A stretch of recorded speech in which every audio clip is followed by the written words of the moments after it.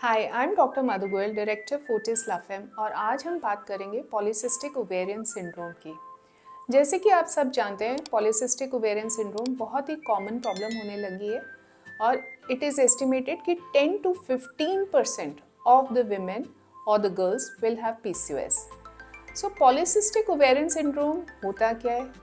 ये एक hormonal condition है जिसमें प्राइमरी प्रॉब्लम पेशेंट को इरेगुलर पीरियड्स या एक्ने, हेयर ग्रोथ उन एरियाज़ पे जहाँ पे आपको नहीं चाहिए, फ्रंटल बाल्डनेस की मतलब आगे से आपका हेयर लॉस हो रहा है, इनफर्टिलिटी, प्रेग्नेंट नहीं हो पा रहे हैं, इंक्रीज्ड वेट लॉस नहीं हो रहा है, ये सब प्रॉब्लम्स एक बंच को हम पॉलीसिस्टिक ओवेरियन सिंड्रोम कहते हैं। सो PCOS होता क्यों है? सो PCOS में सबसे कॉमन प्रॉब्लम है इंसुलिन रेजिस्टेंस। ना अब आप पूछेंगे कि इंसुलिन रेजिस्टेंस क्या है?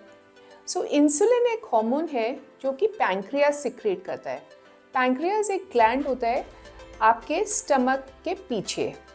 नाउ अब क्या होता है जब हम खाना खाते हैं, वो खाना is broken down into simple sugars.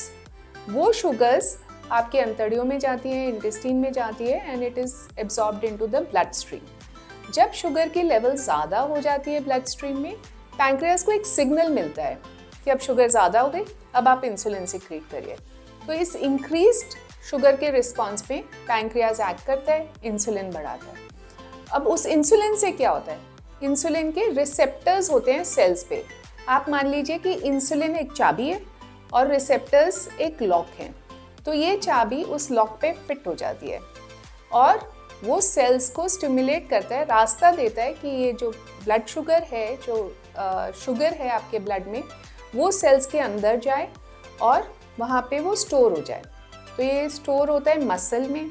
तो जब आप एक्सरसाइज करते हैं या कॉमन डेली एक्टिविटीज़ करते हैं तो ये मसल शुगर बढ़ाता है, एनर्जी देता है आपको वो काम करने की। वो स्टोर होता है लिवर में in the form of fat, और वो स्टोर होता है फैट सेल्स में in the form of adipose tissue. ये नॉर्मल चीज़ है। अब PCOD में क्या होता है? प्रॉबेबली आपका लाइफस्टाइल ऐसा है कि आप ज़्यादा प्रोसेस फूड खा रहे हैं, सीडेंट्री है, आप इनफ एक्सरसाइजेज नहीं कर रहे, कुछ जेनेटिक फैक्टर्स हैं। उन सब चीज़ों के कारण आपका ब्लड शुगर बहुत ज़्यादा स्पाइक हो जाता है। जब ज़्यादा शुगर होता है तो नेचुरली पैंक्रियाज को सिग्नल मिलता है कि ज़्यादा इंसुलिन सिक्रीट करें।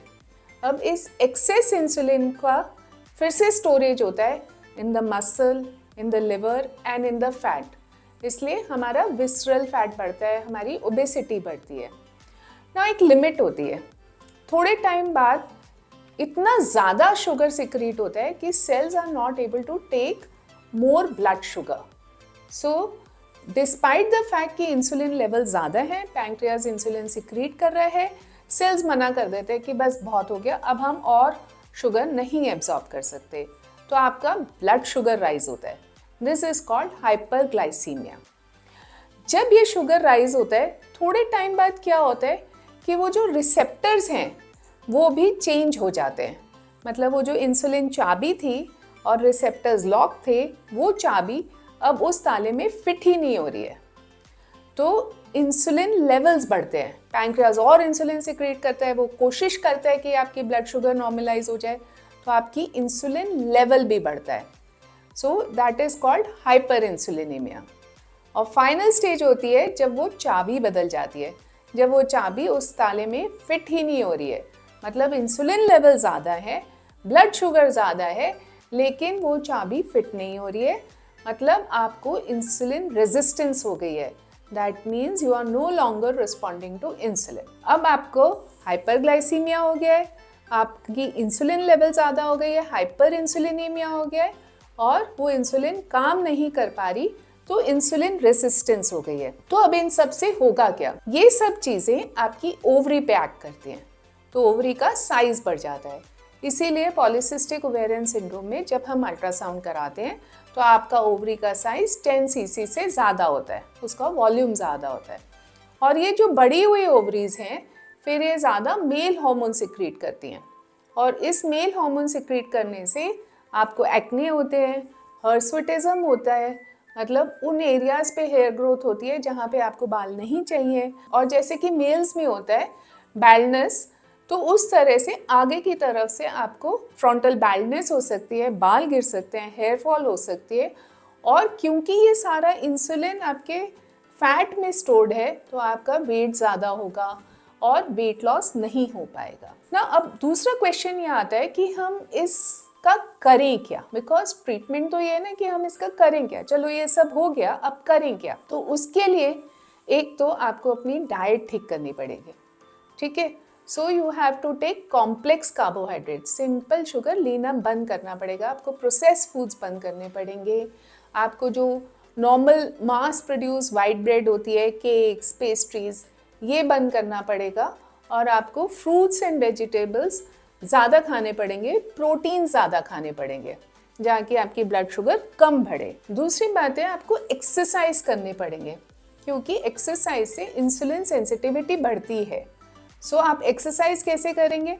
अब एक्सरसाइज 3 प्रकार के होते हैं। एक तो होते हैं कार्डियोवैस्कुलर एक्सरसाइज, मतलब walking, running, jogging, walking on the treadmill. Second are the flexibility exercises जैसे yoga, pilates. And third is the strength training और the muscle building exercises. So जब हम एक एक्सरसाइज प्रोग्राम डेवलप करते हैं, it should be a combination of all 3. The third thing that you have to do is go to your gynecologist. So कुछ एक medicines होती हैं जो हम एक प्रिस्क्राइब करते हैं, जैसे कि मेटफॉर्मिन या फिर बर्बरिन या फिर आइनोसिटॉल, जिससे हम इंसुलिन सेंसिटिविटी बढ़ाते हैं। But remember, all this has to be done under the supervision of your doctor. So if you experience any of the symptoms of PCOS, please consult your gynecologist. Hope this video works for you. It has given you enough information. And if you want more information, please keep watching my channel by the name of Dr. Madhu Goyal.